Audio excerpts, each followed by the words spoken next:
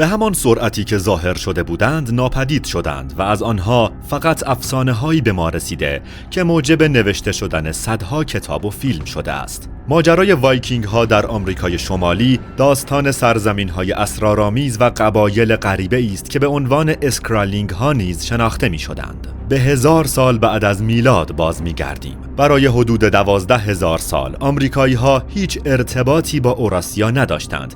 تمدن‌هایی در هر سو شکل گرفتند بدون اینکه از وجود یکدیگر آگاهی داشته باشند. حدود 500 سال پیش از کشف آمریکا توسط کریستوف کلمب، وایکینگ ها از گرینلند و آیسلند به آمریکا سفر کرده بودند و شاید هم چندین بار، اما این اکتشاف و دیدار از سرزمین جدید چندان هم صلح‌آمیز نبود. به تاریخچه دیوانه خوش اومدید. امروز به بررسی ردپای وایکینگ های شجاع و نترس در آمریکای شمالی میپردازیم. وایکینگ هایی که هر کس با دیدن اونها گمان میکرد اونها دیوانه هستند. سپس در ادامه به درگیری هاشون با بومیان آمریکا و اینکه چرا به همون سرعتی که اومده بودن ناپدید شدن میپردازیم. شما فکر میکنین چی به سر وایکینگ های دیوانه و نترس اومده؟ پس تا پایان این ویدیوی هیجان انگیز با ما همراه باشین.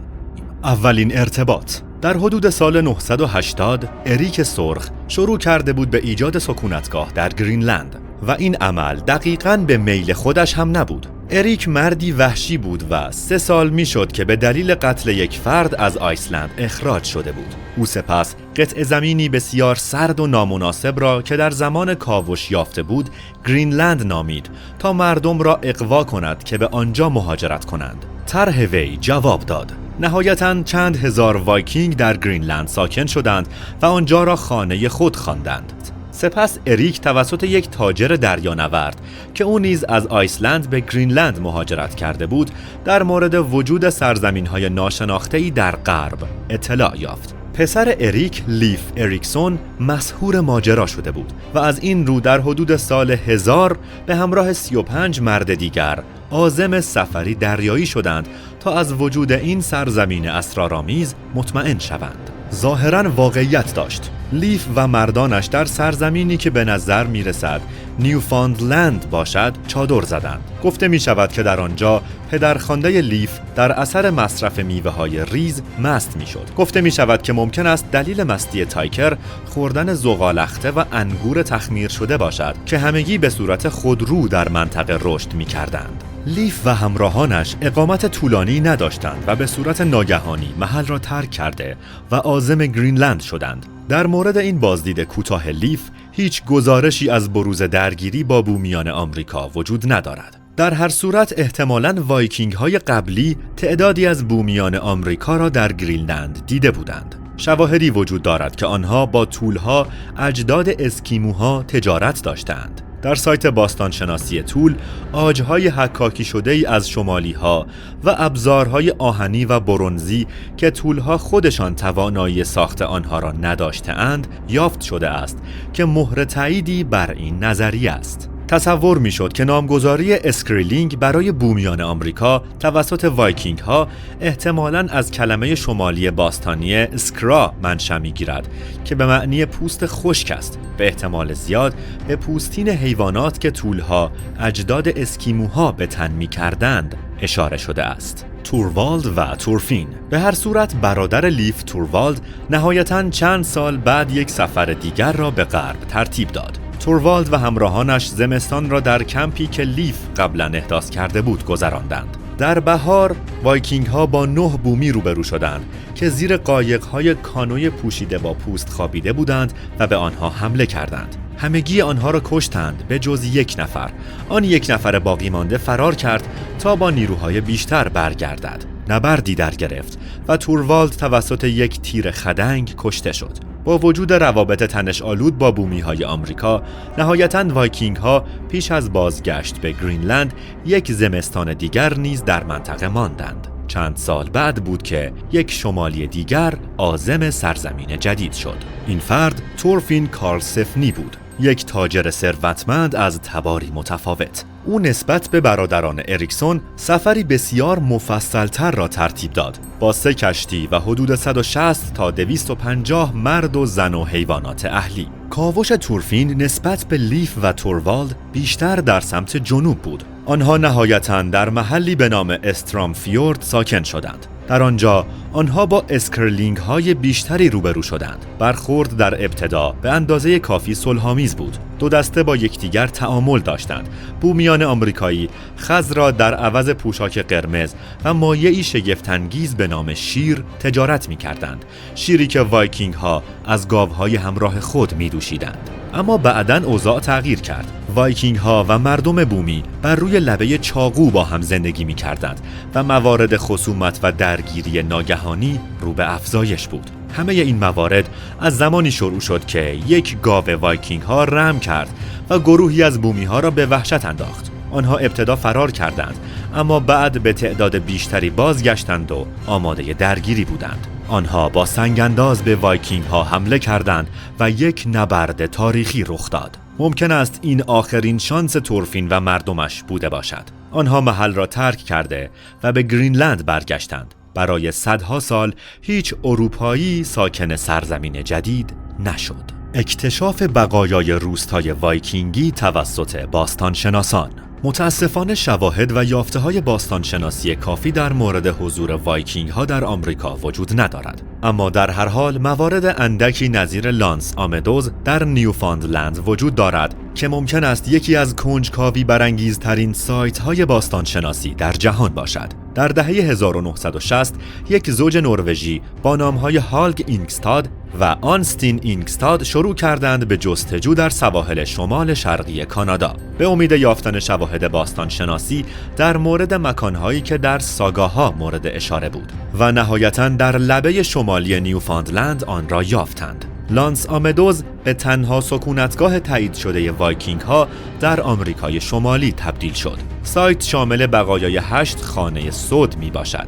به علاوه شواهدی از آهنگری که ممکن نیست توسط بومیان آمریکا انجام شده باشد و همچنین اسکلت یک قایق نیز کشف شد. تا حدودی به دلیل شواهد فیزیکی کشتی سازی و همچنین به دلیل موقعیت جغرافیایی سایت در اقیانوس اطلس شمالی نسبت به گرینلند، متخصصان معتقدند که سایت ممکن است یک مرکز تعمیر کشتی بوده باشد.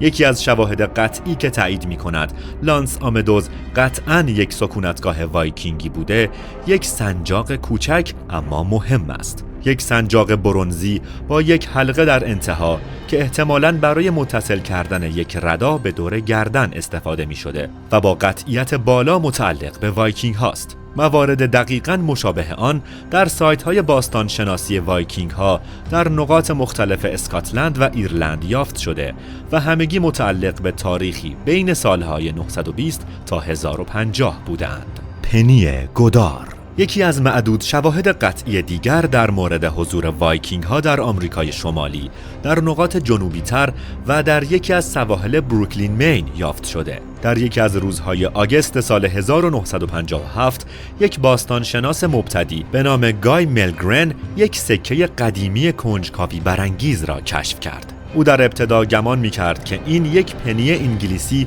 متعلق به قرون وسطی است، اما بعداً در سال 1978 متخصصین تشخیص دادند که یک سکه شمالی بوده که در بین سالهای 1065 تا 1093 ضرب شده است. سایت محل کشف سکه که سایت گودار نامیده می شود، حاوی تعداد بسیار زیادی سرنیزه است که موجب شده برخی تصور کنند ورود این سکه به منطقه با شروع نیزه اندازی در میان بومیان آمریکا همزمان بوده است. اما آیا آنها کمانگیری را از دریانوردان وایکینگ باستان یاد گرفته بودند؟ اصالت سکه گودار توسط تاریخدانان و باستانشناسان مختلف مورد تردید واقع شده.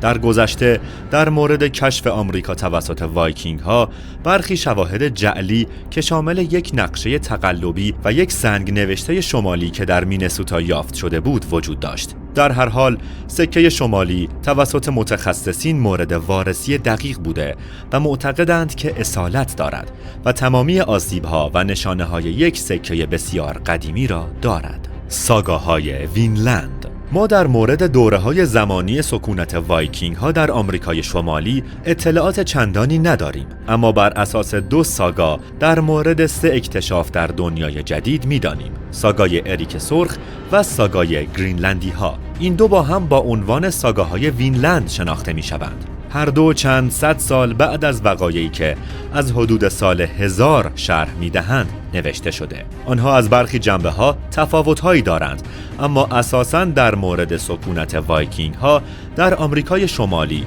داستانی یکسان را روایت می‌کنند. در هر حال در مورد زمان دقیق ورود آنها به خاک قاره آمریکا ابهاماتی وجود دارد. ساگاها به 3 مکان اصلی اشاره می‌کنند: هلولند، مارکلند و وینلند. هلولند از همه شمالی تر بود و به معنی سرزمین سنگ‌های تخت است. مارکلند در میانه قرار داشت و به معنی سرزمین جنگل هاست و جنوبی ترین مورد وینلند بود که به معنی سرزمین شراب است. بر اساس توصیفشان در ساگاها در مورد محل دقیق این سکونتگاه‌ها حدسیات متعددی وجود دارد. برخی معتقدند که هلولند ممکن است همان جزیره بافین در شمال کانادا در ناحیه نونافو باشد. بر اساس نظریات مارکلند در جنوب شرقی لابرادور قرار دارد و تصور می‌شد که وینلند همان نیوفاندلند امروزی باشد. یک ابهام دیگر مربوط به مکان کمپ تورفین یعنی استارم فیورد می باشد.